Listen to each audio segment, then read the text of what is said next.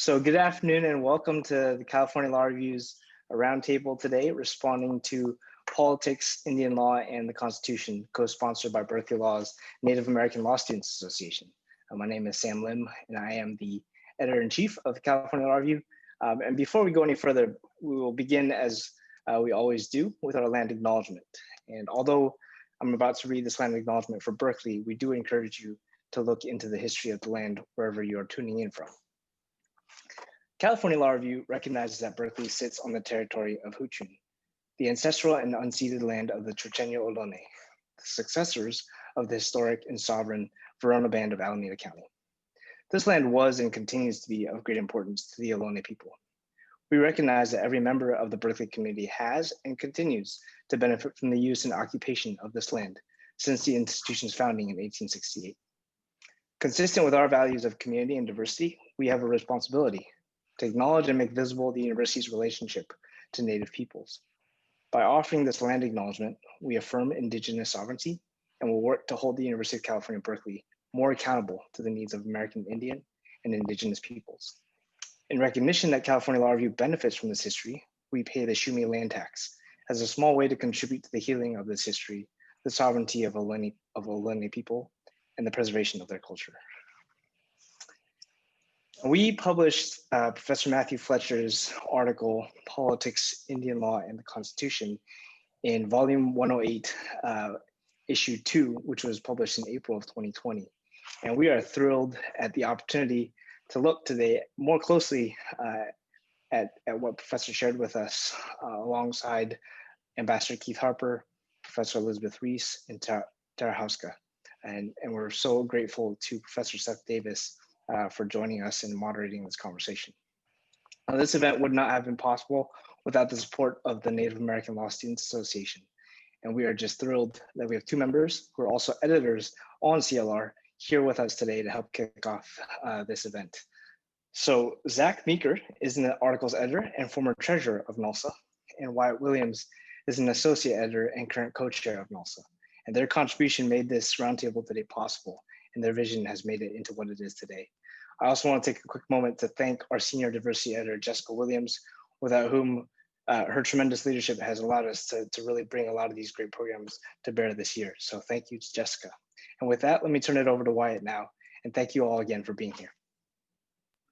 Yeah, good afternoon, everyone. Thank you, Sam, for reading the land acknowledgement. My name is Wyatt. I am a guide to Kutta, and as Sam mentioned, I am currently co-chairing Berkeley Law's Native American Law Students Association, along with Alyssa Quinbayama. And on behalf of Berkeley NALSA, we want to thank everyone for joining us for today's conversation, and also wish everyone a happy Indigenous Peoples Month.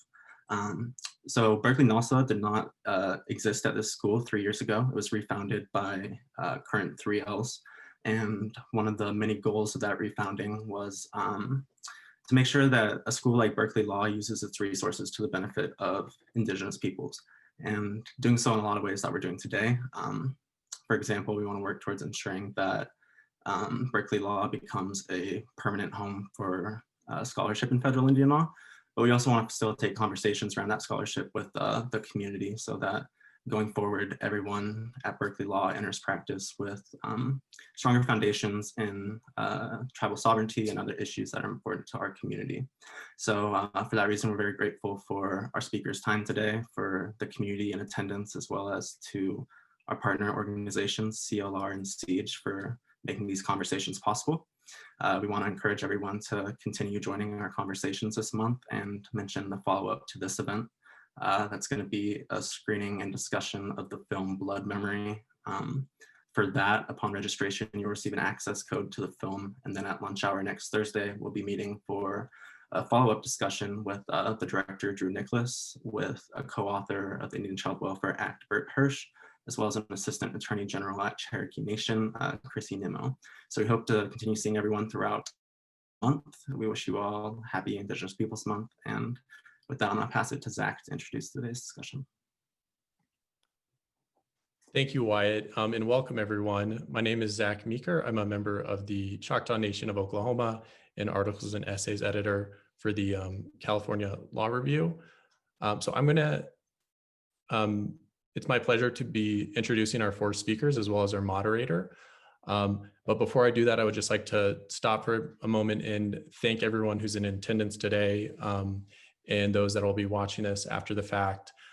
I'd also like to thank once again Jessica Williams for doing all the work on the back end to make this happen, as well as Sam and Kate, our editor-in-chief and managing editor.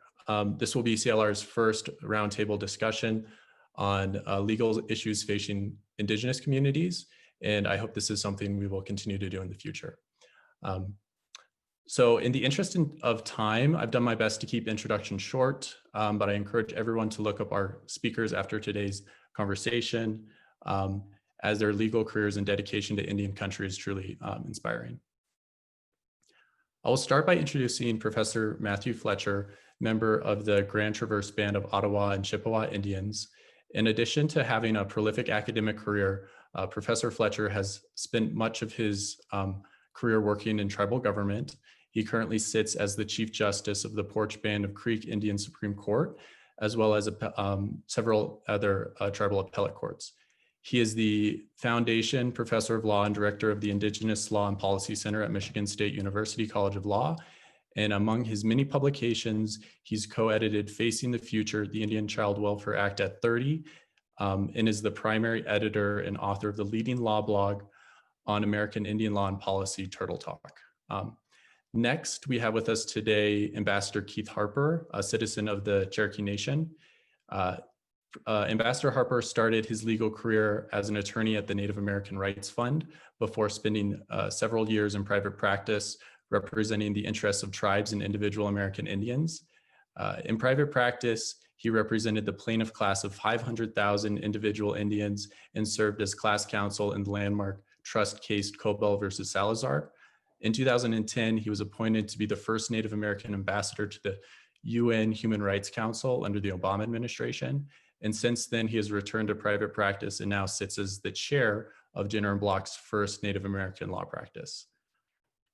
Next, we have with us today Professor Elizabeth Reese, member of the Nambi Pueblo.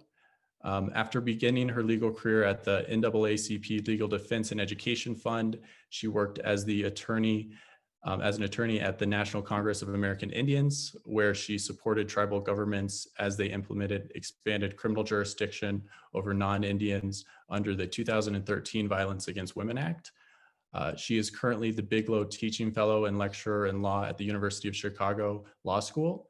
Her areas of expertise include American Indian tribal law, federal Indian law, constitutional law, race in the law, and voting rights. Fourth, we're very happy to welcome Tara Houska from the Cochiching First Nation. She has worked as a tribal attorney in Washington, D.C., as the campaign's director of Honor the Earth, as well as an advisor on Native American affairs to Bernie Sanders. She's a land rights and environmentalist activist, founder of the Ginny Collective, and co-founder of Not Your Mascots. She often makes public appearances to bring attention to extractive industries, destruction of indigenous lands, religious rights, cultural appropriation, and police brutality. She is also a contributor to The Guardian, Huffington Post, Quartz, and Indian Country Today. And last, I'm going to be introducing our moderator, Professor Seth Davis. Professor Davis is a professor of law here at Berkeley, and he's the faculty mentor of Berkeley Law's Native American Law Students Association. His expertise is in federal litigation, federal administrative law, federal Indian law, and Professor Davis is a co-author on the forthcoming 2017 supplement to Cohen's Handbook of Federal Indian Law. So with that, I'd like to once again thank everyone so much for being here, and I will pass it over to Professor Davis. Thank you, Zach, and thank you to all of our panelists and to all of our attendees. We're really honored at the opportunity to have this conversation. I want to be brief to leave time for the panelists. We're fortunate to have the opportunity to hear from such a distinguished group of thought leaders. The occasion, as we've already learned, is a discussion of Professor Matthew Fletcher's article, Politics, Indian Law, and the Constitution. And his article addresses big and important questions. May Congress create legal classifications based on Indian status? Is federal Indian law constitutional? What should the role of courts be in Indian affairs? What should Congress's role be? And the answers that Professor Fletcher offers shed new light on the field. I'm thankful to have the opportunity to moderate this discussion of such vital and impressive work. So today we're going to hear from the panelists for 10 minutes each, followed by a short discussion among the panelists before a short question and answer period with the audience. We're going to hear first from Matthew Fletcher. Thank you very much, and bonjour to all of you. It's nice to be here. This is really quite an incredible honor for me, and never had a chance to publish an article with California Law Review before, and I tell you, they're really good to you when you do get a chance to publish with them. So it's been a great experience, to say the least. They asked me to give you a little bit of a summary of the article itself and perhaps an update on what's going on. And so what I'll do is I'll just say that the goal of the article is to try to tie a critical theory, critical doctrine of federal Indian law to the Constitution to try to protect it. That doctrine is that an act of Congress that creates classifications based on Indian status or applies to Indian people or Indian tribes is constitutional, so long as it is rationally related to what we call the trust responsibility of the United States to Indian tribes. And that notion of the trust responsibility was once referred to in the early decades of the United States as a duty of protection. And there are those who think that an act of Congress that creates a definition, say, of an Indian based on a person's racial ancestry must somehow be unconstitutional under the 14th Amendment's due process clause, which would apply to the states, or the 5th Amendment's equal protection component that arises out of the due process clause of the 5th Amendment. And I argue in the paper that there's no such constitutional concerns, that there are two places, well, three technically, where the Constitution specifically notes that there are these things called Indian people and Indian tribes. And somebody has to define or identify who or what those people or entities are. And in the first instance, for purposes of creating Indian affairs laws and regulations, presumably it is Congress and the executive branch primarily. And so when Congress passes a law saying this law will apply to Indians and leaves it at that, those who object to Indian affairs statutes will say, well, that can't possibly be a constitutional statute. But the Constitution itself uses the exact same term. So I argue that there is a way to root this doctrine of law, which was primarily encapsulated in a modern case called Morton versus Mancari from 1974. We could root that in the Constitution. I really wrote this because I wanted to help bolster the constitutionality and the defense of the constitutionality of the Indian Child Welfare Act and other statutes that use definitions like this in their application. So there is a case pending in the Fifth Circuit that was heard en banc way back in January. So it's been 10 months now almost since the Fifth Circuit, a 17-judge panel. Imagine sitting in front of arguing a case in front of 17 judges. Well, you can do that in the Fifth Circuit. In any event, the Fifth Circuit is addressing many questions relating to the constitutionality of the Indian Child Welfare Act, and one of those I hope to address in my paper and persuade the courts and that court and other courts that there's no constitutional infirmity in relation to the Indian Child Welfare Act and other similar statutes. And that's really the only update. The only update I have is that there is no update. So again, thank you all for the opportunity to talk with you, and I'm looking forward very much to hearing my colleagues discuss the paper. And I'm a little terrified, so luckily I get to turn off my camera and you won't have to see me bite my fingernails. Miigwech.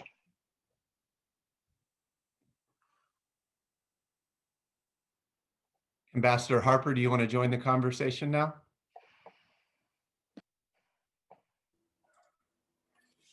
Yes, first, let me just thank the Law Review and the NALSA for the invitation to be part of this distinguished panel. Excuse my dog from barking in the background here.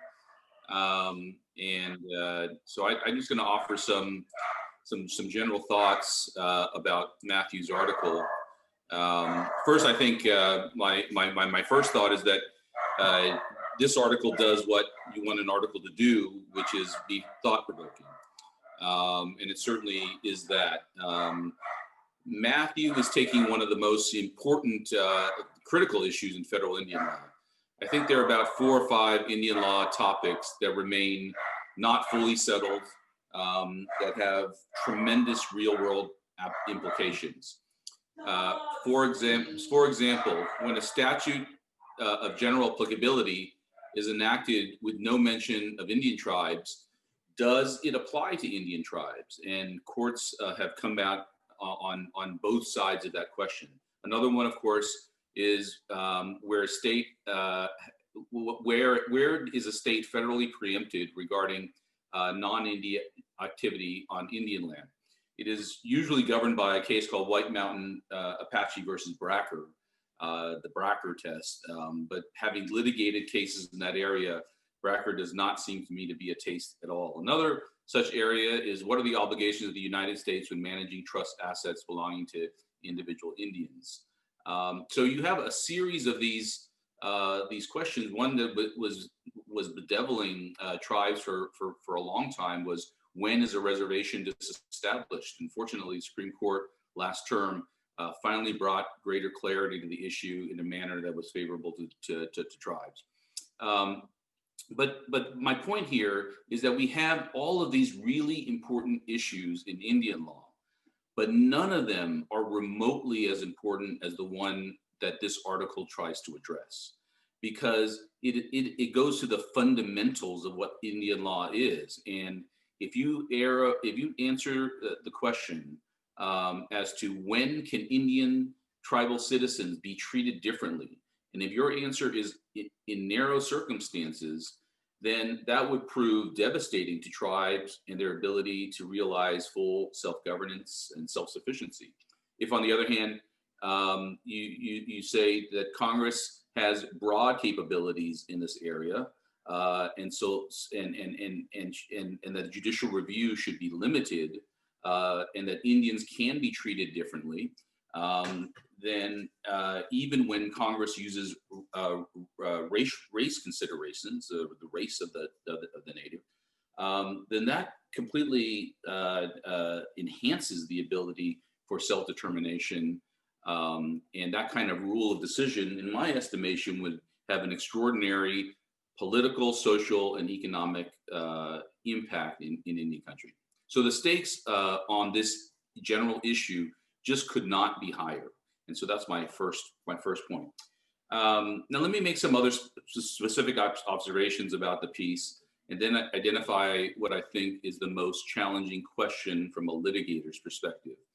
As I understand it, among the central conclusions, it is based on the Constitution's text and design. Congress decides what is encompassed in the term Indian, and that Congress can consider any factor it wants to, including race. It may not be a political question, but it's about as close as we can get to a political question, because under Matthew's analysis, and one that I agree with, this should basically have rational basis review. Is it tied to the purpose of protecting tribes and their citizens? And frankly, my conclusion is that the argument is persuasive. I particularly find interesting, one that I had not thought about in these terms, the discussions of the Indians Not Taxed Clause, which is often seen as a throwaway. And I think Matthew does a very good job of making this one of the central underpinnings of his argument. One place that I thought maybe there could have been additional discussion was regarding Rice v. Caetano. I think that there's some language in Rice that, even though it's in a 15th Amendment election case, its discussion of Moncarey, given that it's the Supreme Court, can't fully be ignored. Matthew does not fully ignore it, but I think that a little bit more discussion, because it is a challenging case whenever you litigate cases of this nature. Let's see. Look, I mean, also just say, as a practitioner that has had to write briefs that have cited cases that Matthew outlines, sometimes being forced to rely on Supreme Court decisions that are incredibly ethnocentric or outright racist.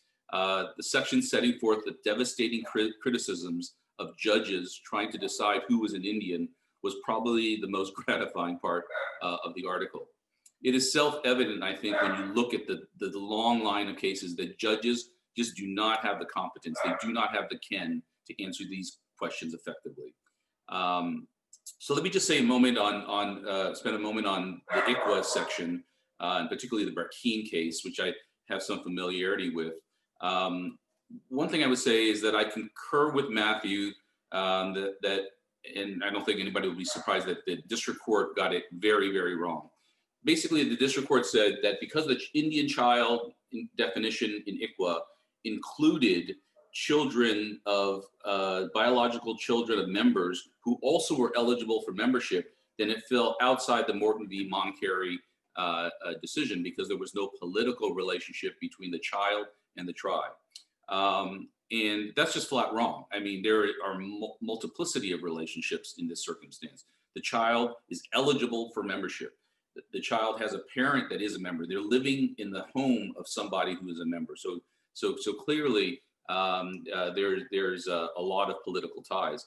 And I would just point out that this is not so different from how nations applied their laws regarding citizenship. In the United States, if a US citizen moves to, say, France and has a child, that child is automatically eligible for citizenship. They do not naturalize, they just become citizens once they file the appropriate papers. So of course there's a political relationship. But the section also includes one line that I read and reread. It's one I want to believe in, and it reads, "There's no room for second guessing about whether Congress created a racial classification. There is no room because Moncarey offers no room. Neither does the Constitution." And that is a very forward-leaning statement. And the one challenge with it is, even in Moncarey, it goes out of its way to say if this was not just a BIA-specific racial, preference, then it would be a much more difficult case. So it's just one that we have to kind of try to figure out how to square the circle on. For me, what's the challenge is, where do we go from here? I'm a litigator, so I normally am focused on how I can win the case for my client. I have to cite SCOTUS opinions sometimes, and one of the things you look for is solid precedent, solid authority. This is the sort of like what you need to tether your case to. And the case that Matthew is making is just more complicated. And there's the old adage in politics, and I think it's true in litigation: if you're explaining, you're losing. So I think from the litigator's perspective, the question is, how do we get this very forward-leaning conceptual framework that Matthew has laid out, that I think is, again, very compelling case for? How do we get that so that it is implemented, so it is adopted in a framework, as a framework in federal Indian law? And that's the challenge, because I think that litigators normally are going to try to tether something very cleanly to a Supreme Court precedent. And so you'd have to find the right kind of case in order to kind of implement this. So that's that's my last thought. But again, let me just end by commending Matthew on a very thought-provoking piece, and one that certainly had me thinking about these really critical issues. Thank you, Ambassador Harper. Professor Reese, would you like to offer your thoughts? Yes, thank you. And thank you all so much for having me here. And I'm excited to respond to Professor Fletcher's article, which certainly got me thinking about a lot of these big issues, as Professor Davis alluded to.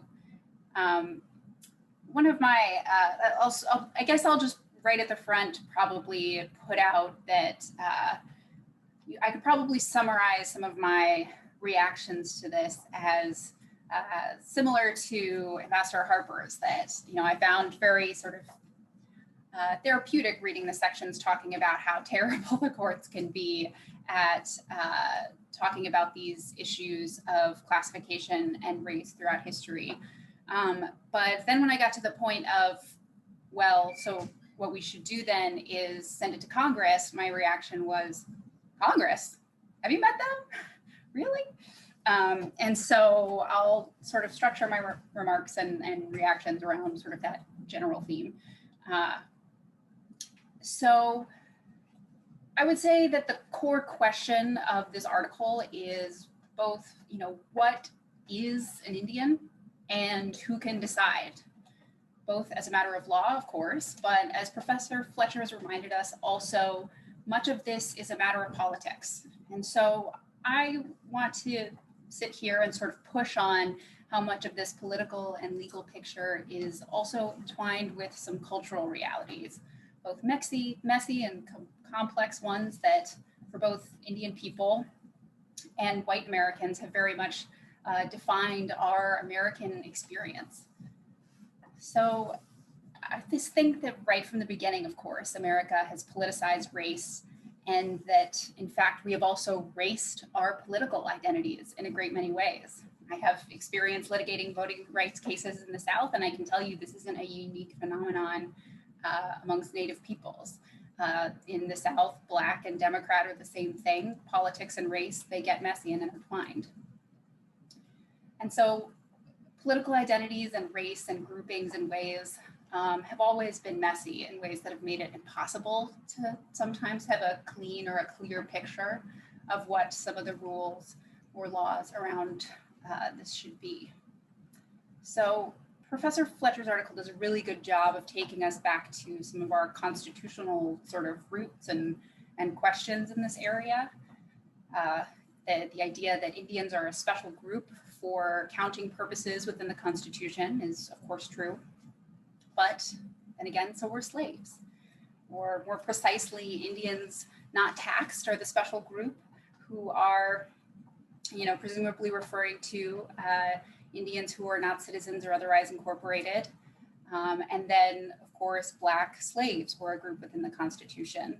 But nonetheless, these clauses, I think, serve to function as delineating a similar kind of political power that is limited for these undoubtedly racially homogenous groups within the boundaries of the United States, and then, of course, within the political scope of the Constitution.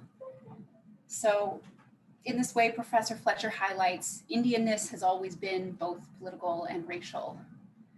Greg Oblansky's research has shown recently that not only has Indianness, but also the concept of an Indian tribe itself is a construct that's used interchangeably by the United States government in different judicial opinions or other letters, et cetera, in early parts of our history with other words. Sometimes they'll say nation, sometimes they'll say tribe, and largely it's when it's politically expedient to do so. That's not an accident. And so here's where I get to it. I generally think I agree with basically the first half of the article, the idea that the tribe has a political identity and relationship that's outlined within the Constitution, as Professor Fletcher lays out, that's a sovereign to sovereign one, and that since this is a matter of constitutional structure and I suppose one way of putting it, tribal federal recognition, amongst other things, is just a way of the federal government deciding how to structure that relationship on its side. It would be appropriate to, for the boundaries of the Constitution, say that there are certain branches that we can decide can make those choices. Who gets to make that nation-to-nation determination? Congress seems fair enough. I agree. But where I tend to disagree is that separate from what we're thinking of as the tribe, that what is an Indian or Indianness is something that we should defer to Congress about, or maybe that Congress should really get to play much of a role in. Sandoval and Rogers are, as outlined and as Ambassador Harper said as well, really grotesque opinions that, yes, demonstrate how bad not only the courts, but also probably Congress is at some times trying to legislate around Indianness. So what I wonder is if you aren't onto something with this whole political question doctrine point, but maybe just pointing at the wrong political actor, and why we are thinking of Congress instead of tribes as the ones who we ought to be deferring to as the sole arbiters of these political determinations. So another part of the article that I like and that I think also highlights why I sort of prefer the solution or want a response to why we can't do it this way from Professor Fletcher is when the places in the article where you also refer to the idea of Indianness as this sort of thing plagued with indeterminacy. So I think that's very right. And it's certainly something that you see all the time playing out these days in a lot of our political and cultural and legal discourse. The indeterminacy of what an Indian is and who gets to decide is a really difficult question. And it's inextricably both political and racial, even amongst Indian people, and we're trying to figure it out for ourselves. Tribal membership is a citizenship, yes, but one that is also generally tied to some kind of a lineage. And then also how Indians think of our own racial identity is a complex question, though we can sort of acknowledge that race is a social construct. We have a hard time figuring out how we fit into existing racial discourse. Are we people of color? Are we all people of color? What about white presenting Indian people? What about Black presenting Indian people? What about Native presenting Indian people? How do we map on as a racial identity at all? This is a really tricky question that we're struggling with internally. And what that suggests to me isn't that we should leave it to Congress, but that we should be comfortable leaving it to ourselves to decide. And I don't think that that is inherently inconsistent with the Constitution because if you look at the text, it says Indian. And what is, again, and now I guess I'm circling back to the top point, an Indian, but a construct. I think a lot of the research and scholarship that I have grown up thinking about much of my life talks about how the very idea of the Indian is something that is really made up. It's socially constructed because before Americans or before Europeans got here, there were just a bunch of different groups of people. So what is an Indian really?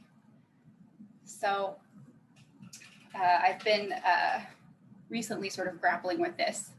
One example is I've in trying to say, for example, an introduction. So Navitowa Hawaii trying to introduce myself, say hello.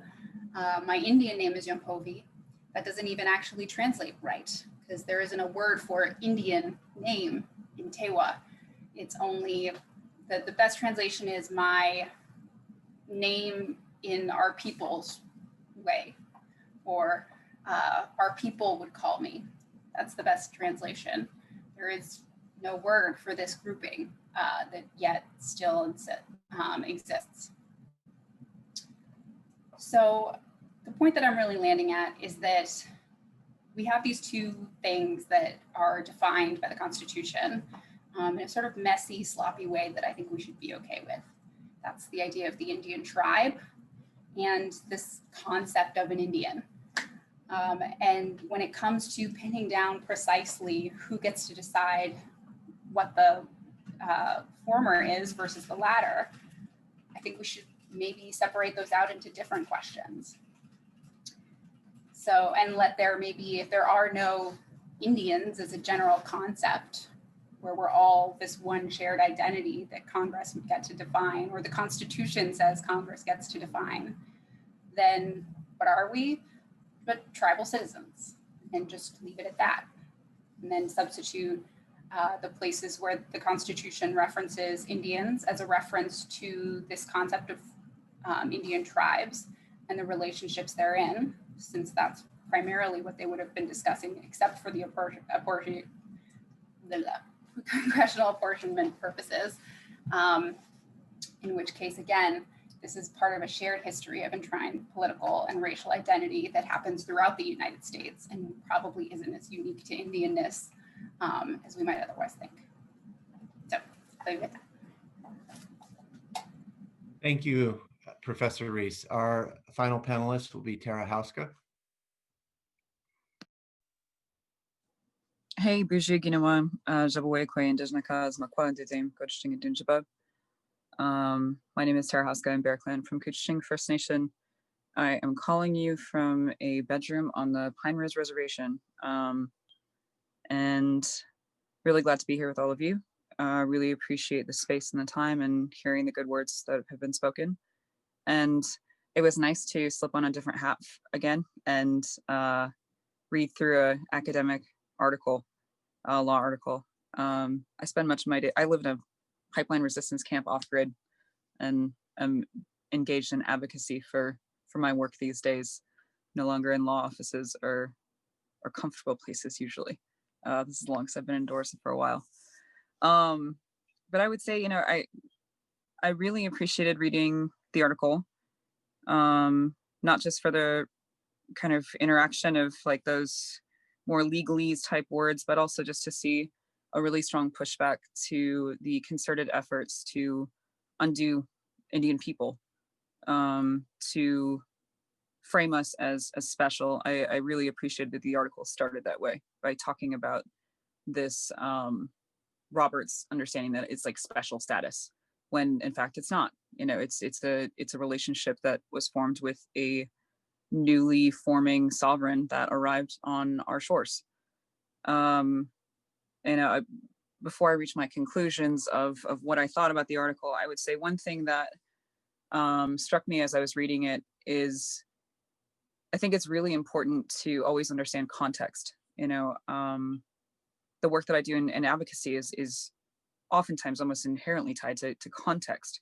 You know, what is actually happening on the ground, what is happening to cause these issues to rise up through the ether to either the judiciary or the Congress or whatever it happens to be. In this instance, you know, I think it's the old law adage of follow the money. I mean, you've got the Goldwater Institute that has been heavily financing a series of cases and campaigns to go after Indianness via the Indian Child Welfare Act. And I think it's important to understand that background and to look at, you know, what is this really about? I think there's different interests at play. As I was reading through it, you know, I think another piece that is, you know, it was tied to the judiciary discussion of, you know, you have an outside entity that's playing around with what Indian identity is, and it is completely inconsistent and is all over the place, whether it's, you know, the Brackeen decision or whatever it happens to be, or Morton v. Macari. It's like all these different decisions that apparently precedent, you know, just doesn't exist in Indian country. It's very, very difficult to find something in that particular body. So I do agree with the notion that the judiciary just isn't the right place to be discussing this particular issue. That said, I would say the contextual piece that I was hoping to see a little bit more of was just the colonialism aspect and how deeply entrenched that is with the even notion of a outside sovereign interfering with something that it has acknowledged is at the heart of this quote unquote quasi-sovereign, which is tribal membership, tribal identity, you know, the heart of a people, how we define ourselves. You know, sometimes we've been having, I guess recently, good decisions, like you have, you know, the court talking about the eastern half of Oklahoma being Indian land, and, you know, the judge openly stating just because we've been doing things this wrong for this long doesn't mean that we should keep doing it that way in the McGirt decision. But it's just, not the right place for that entity and that colonialism to manifest itself. I tend to agree with Elizabeth Reese, I guess Professor Reese, that Congress it felt a little bit scary to me to think about that particular entity looking at these issues. It's just, while I think the Indian status is obviously inherently political, with a sovereign to sovereign relationship and a federal trust responsibility that's built on this political relationship, the body that is constantly changing and constantly influenced by so many different special interests, it just feels like it could potentially go very, very awry to have that particular entity trying to decide these issues. I mean, we see that with things like federal recognition and what that actually takes for a nation to be recognized as existing since before the United States. You've got multiple nations like Lumbee Nation and others who have been literally fighting for recognition for decades at this point. That said, I felt like, the touchstones of the Constitution to me seem like some of the strongest pieces and ideas that had me rethinking, some of these lesser known clauses. And my touchstone was always the Indian Commerce Clause, of course, but it seemed like that was one of the strongest places to, at least in the US system of governance, to very clearly state what Indian identity, or at least not identity, but at least the political relationship and the political status is, and that it's found through that rather than through these inconsistent decisions and like this somehow waffling identity that changes, waffling set of criteria. That said, I really, it goes back to what I was saying about towards the beginning of like the colonialism pieces. To me, I think the conversation about Indian identity and Indian status is one that needs to be rooted with Indian people,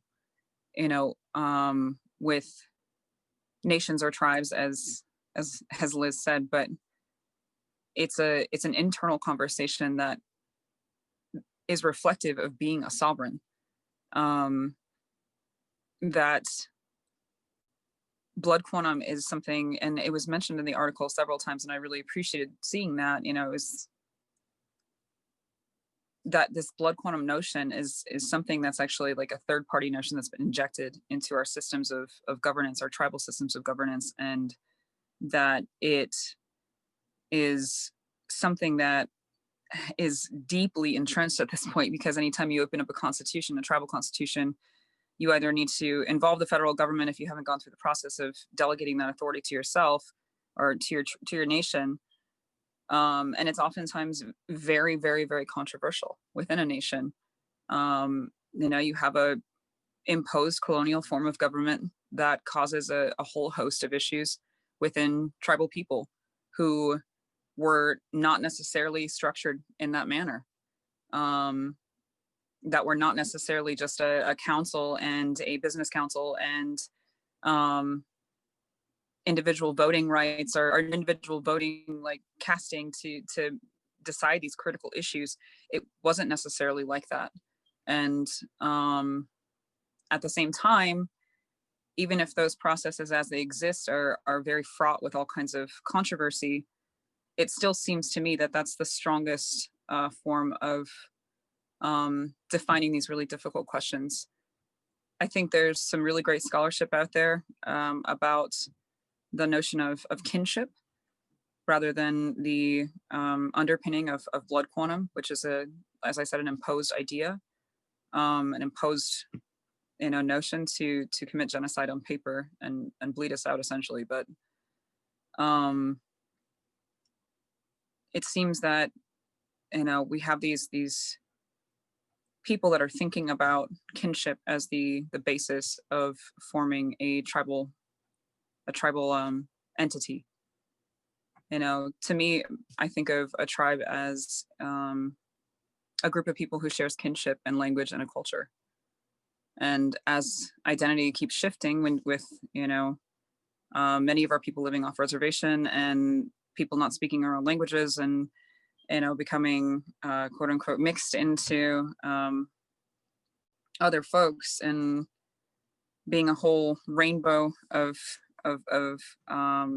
appearances, whether it's light skin, dark skin, Black, indigenous. You know, I mean, I've seen a whole different amount of people who are still Indian people. Those are questions I think that should be left internally for us to define and decide. Kinship can be, obviously there's questions around that also. I see that with the freedmen, the Cherokee freedmen issue, and with the notion of disenrollment and what that does to our own erosion of Indian status, and what does that leave us with? Is Indian status something that can just be taken away? Does your kinship just end because the tribal nation has decided that you're no longer Indian? I mean, I think those are questions that are left to us to be answered, and it continues to shift. But yeah, I really appreciate the time in this space, and miigwech to Professor Fletcher for your work and your thoughts. Thank you. So we have, it seems, an agreement about Professor Fletcher's critique of judicial incompetence to decide the question of who is an Indian and when are people an Indian tribe. It also seems that we have some disagreement about where to go from there.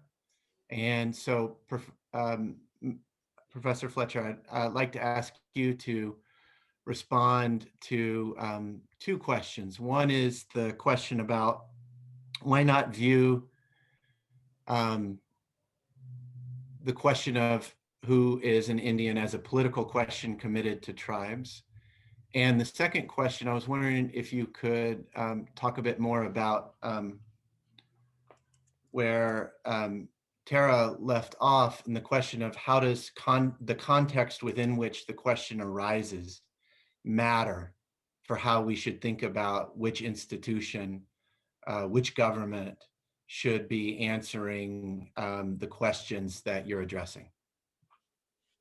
Great, I'd love to take a stab, but you know, first of all, the normative question of who should decide who is an Indian, I think I left on the table for this paper. I even opened by saying, if you ask 100 Indians what an Indian is, they're going to give you 100 different answers.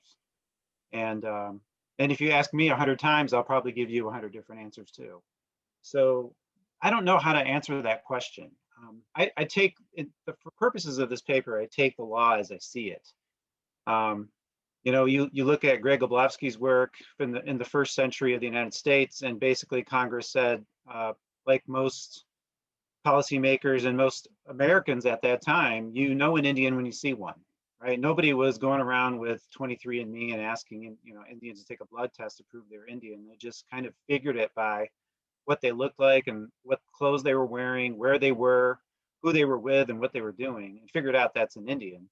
Those are not legal definitions or criteria that we can use in the modern era to determine whether somebody is an Indian. And that has shifted over time to include things like blood quantum, tribal membership, and just Indian status. So that we're stuck with these definitions that Congress has sort of imposed for purposes of certain federal laws. And I think in the last 50 years, you're seeing a definitive trend by Congress to, you know, going to tribes, negotiating with tribes on Indian affairs laws. And so you're seeing more deference to tribes on their membership criteria. You're also seeing this, frankly, with judges. I mean, I highlight judges that engage in wildly inappropriate analysis and fact-finding on who is an Indian for various purposes, but you'll find for the most part, rank and file judges, those are outlier cases. Rank and file judges really don't know who an Indian is, and they're smart enough to look to the tribe and defer to the tribe. And statutes like ICWA compel those judges to do so. They don't always comply, but they generally do. And that's a good trend. I mean, I totally agree. Congress, judges, basically anybody who is not who is not an Indian tribe really has no business engaging in this definitional, classificational work.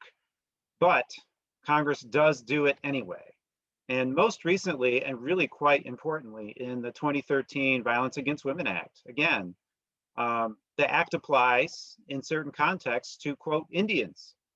If you are an Indian who is living with somebody and that person engages in an act of dating or domestic violence against you, then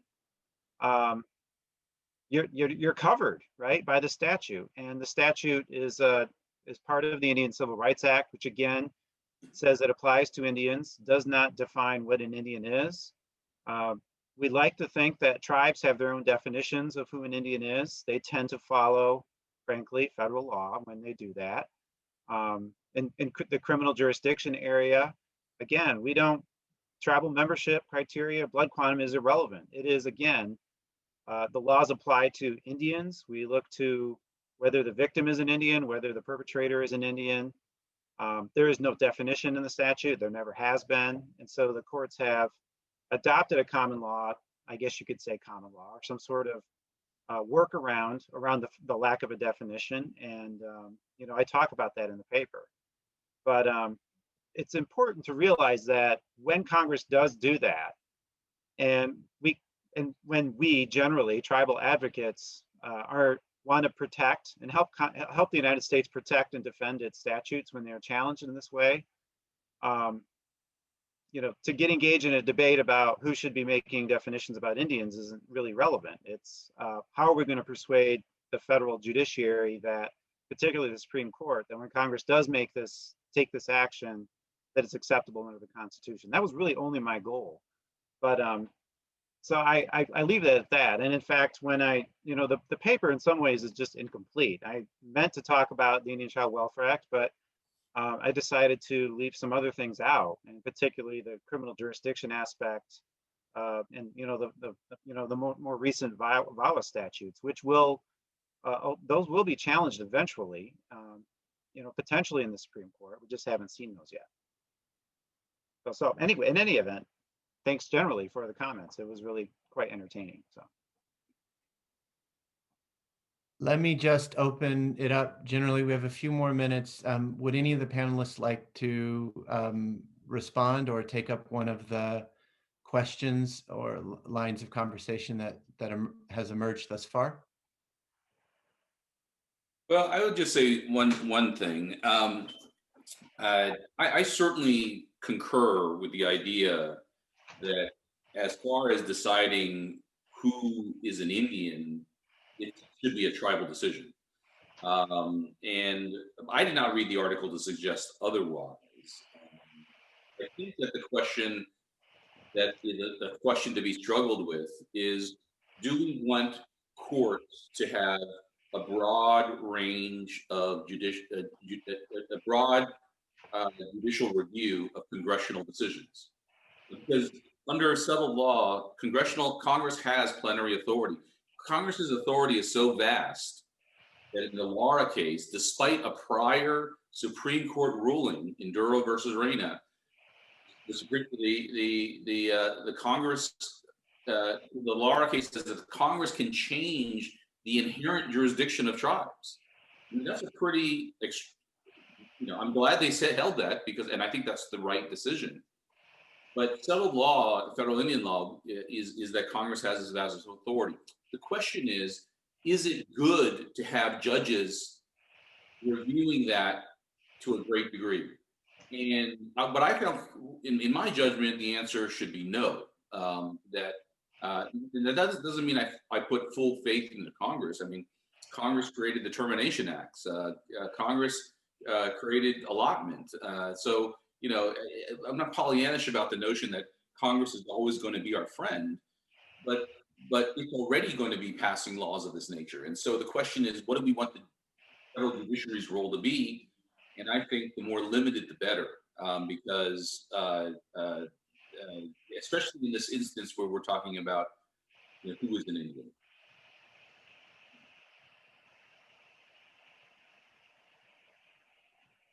Professor Reese or Carol, would you like to respond?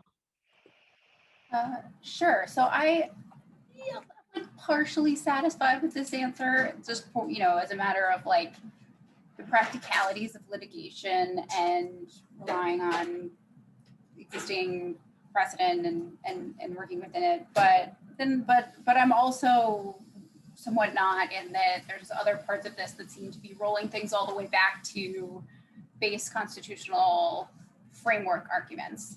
And I think if we're going all the way back to that, then I think that,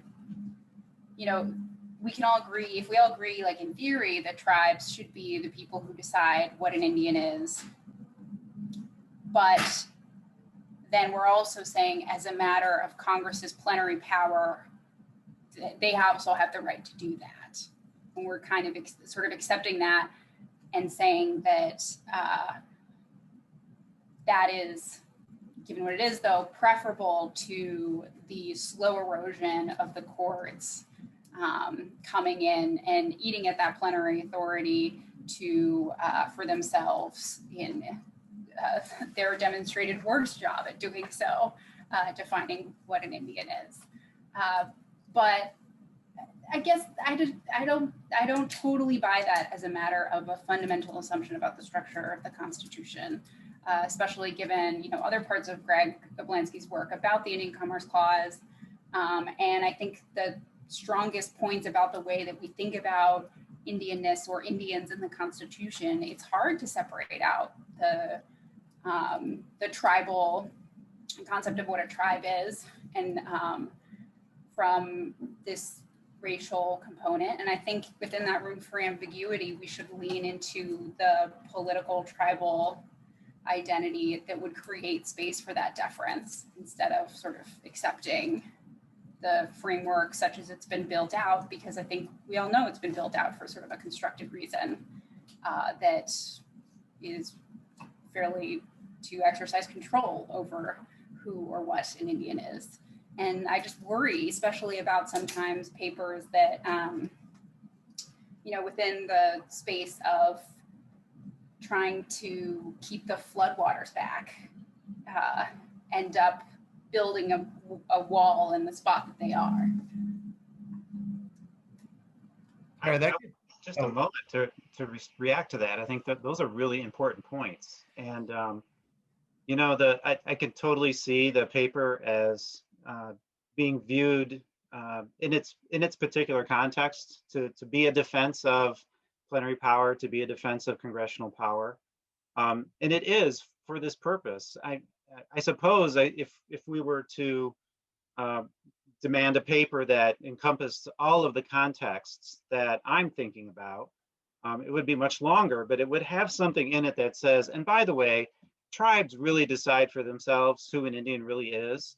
And if they deviate from what the United States, Congress, the executive branch, and the judiciary enough from their comfort level when it comes to defining who an Indian is, if a tribe does that, they will lose federal recognition. I mean, that's, when the Cherokee Nation of Oklahoma decided that it wanted to disenroll all of its persons of color who were of freedman descent, they could have done that. They absolutely could have done that. They had the power to do that. They could have abrogated the treaty with the United States. And the response that they got from the United States government was a bill introduced in Congress to terminate the United States government's relationship with the Cherokee Nation, as well as a threat from the Federal Housing Agency to cut off housing money. So the tribe could have done that. They will continue to exist as a tribe, and but they're not going to have that federal acknowledgement anymore. So I mean, in a worst case scenario, this paper just lives in a universe where, we like the Indian Child Welfare Act. And as far as I can tell, we like the Violence Against Women Act and the Indian Civil Rights Act. We talk about the Major Crimes Act, maybe not liking it so much, but more or less we do like that as well. And so, the United States is playing in a different world than we are, and that's absolutely the case. And I apologize to some extent if I didn't make that clear in the paper, that there is this this important universe where Indian tribes do sort of exist on their own and make their own judgments. And for the most part, for the past half century, Congress has acknowledged that. But at some point, you deviate too much from what the United States is comfortable with.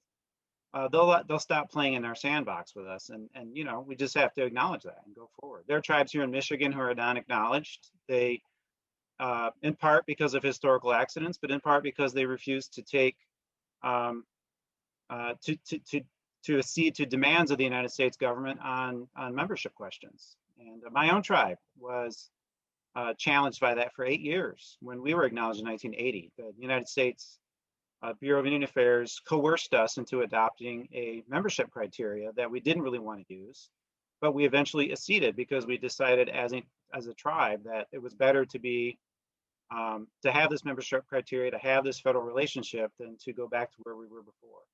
And tribes make those judgments as well. So I think that we have, in getting into the conversation about plenary power, I think we're at a point that Tara raised, you raised about the context of colonialism and what is the authority for the federal government to assert any say whatsoever in these questions. And I want to use that as a way of transitioning to some of the Q&A that we're receiving from the audience, as we have a few minutes left. And one audience member, my colleague Najun Minka here at Berkeley Law asks, should tribes seek to reduce congressional plenary power over them? And if so, what are some ways that advocates might fight for that? And or maybe I'll ask you, since I think that connects with one of the fundamental points you brought up, maybe I'll ask you to offer any thoughts you might have about that question, then ask other panelists. Yeah, sure. And I'm thinking about this too, and I'm listening to Professor Fletcher talking about, the pieces around what happens when you're a tribal nation and you misbehave, when you start being a sovereign nation, and you are not necessarily defining yourself by what the US defines federal recognized tribes as. Yeah, it seems like a question where the relationship is, you are defining yourself by the colonial government, and the questions around, we keep saying the word, like even as I was thinking about, when we're all speaking, what is a tribe, right? What does that actually mean?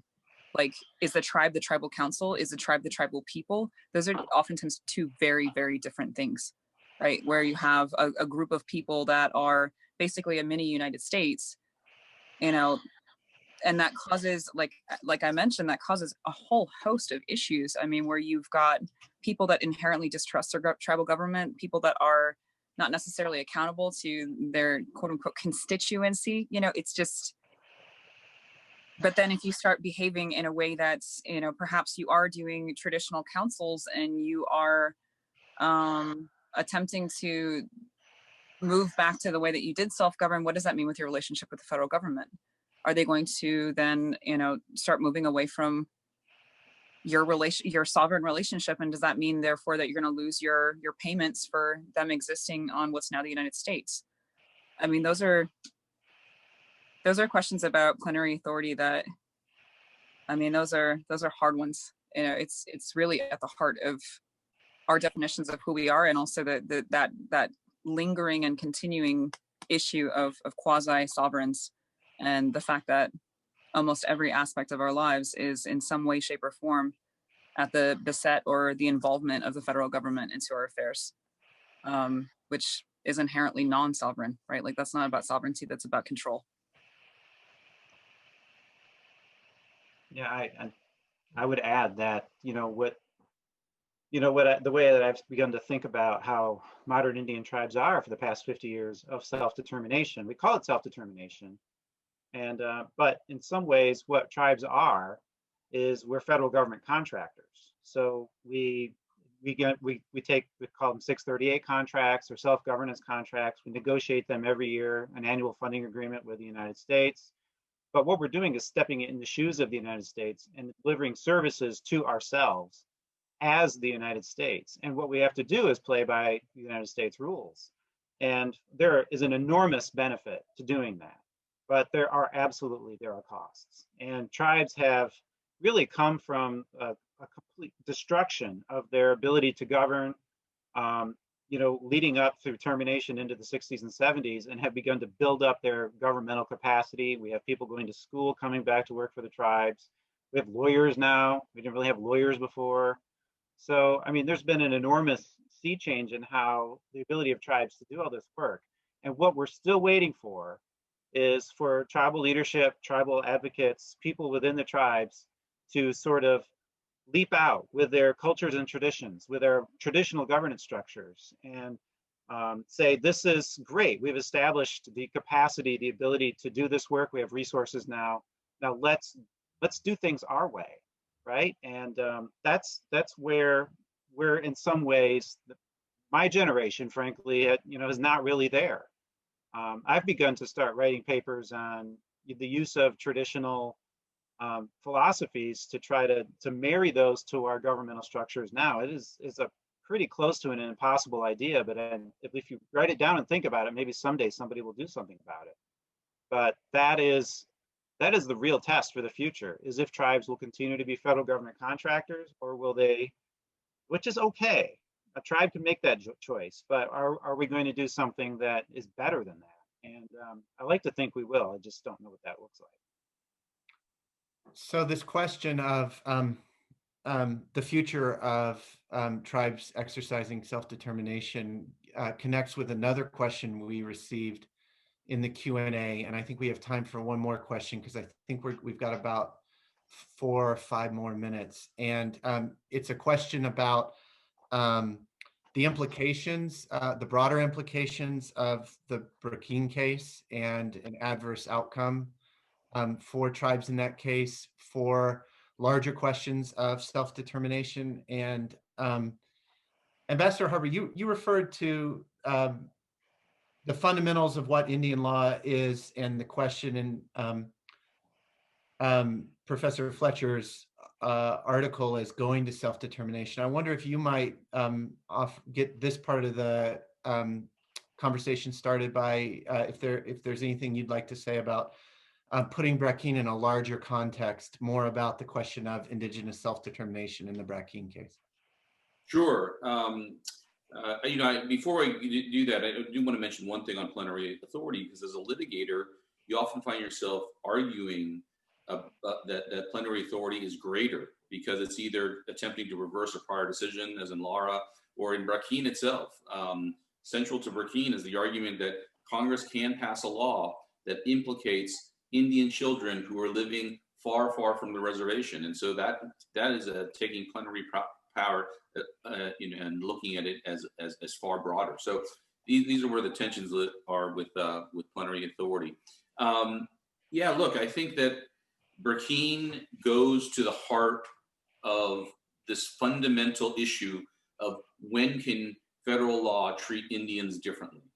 And if the case is that only in very narrow circumstances or not at all, that undermines one of the most basic principles upon which the entire apparatus of federal Indian law is built. So it's, and I think it's properly viewed, Burkina is properly viewed as an attempt to get the camel's nose under the tent, because they want to see a much broader view that Indians cannot be treated differently. That in most cases, anything that's special is a violation of the 14th or 15th or 5th Amendment. And that's a very dangerous proposition, because everything that we're talking about when we're talking about Indian law is based on the notion that, yes, you can pass a law that treats this group of people differently than everybody else, and you do not have to show a compelling state interest. So I think it's central and vital.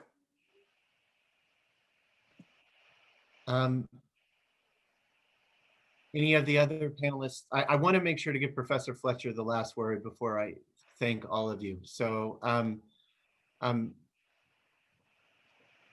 we've got about 3 minutes left. I want to just open it up to if anyone else on the panel wants to share a thought about this last question.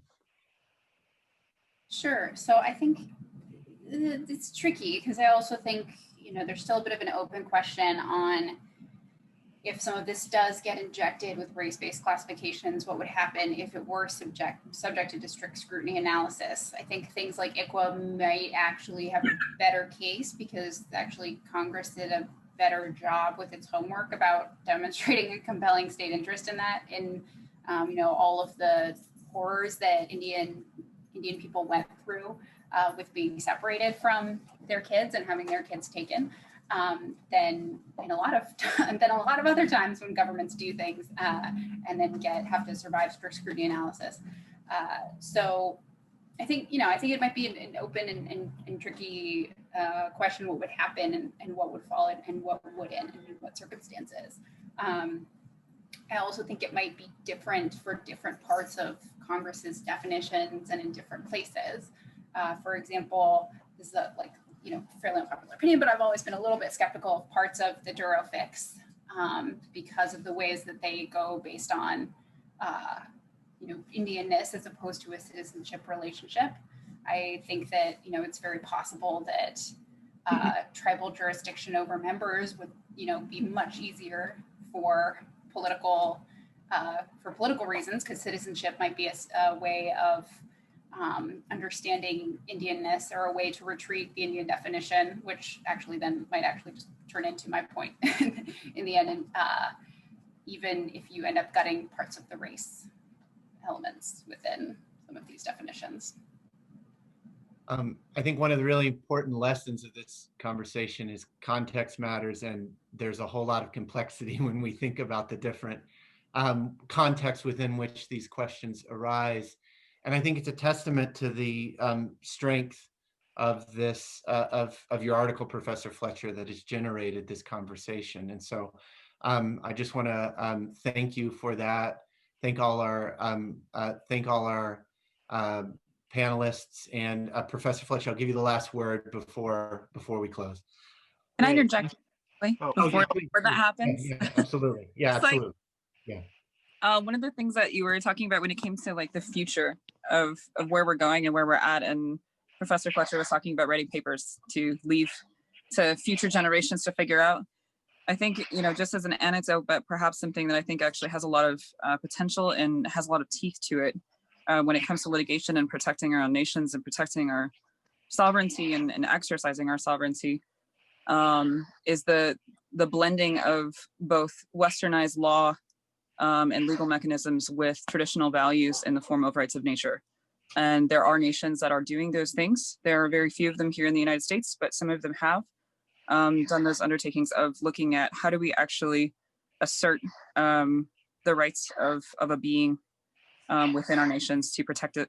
And I think that is actually something that exists outside of US defined sovereignty. It's something that exists outside of, so-called the definitions that we're confined to. It's a piece of protection and legalese that actually has a lot of different layers to it, and to me is a future forward-looking initiative.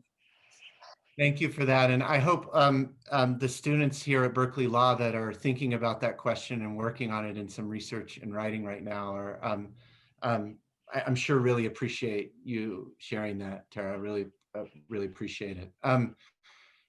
Professor Fletcher, I'll give you the last word and then we'll close.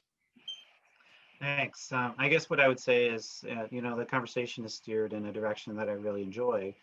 And if we're going to talk about sovereignty, I think we have to talk about sovereignty in the context of how you get sovereignty, how you earn sovereignty. You know, tribes often say, because we remember when President Bush II said, well, sovereignty is granted. He didn't know what sovereignty was.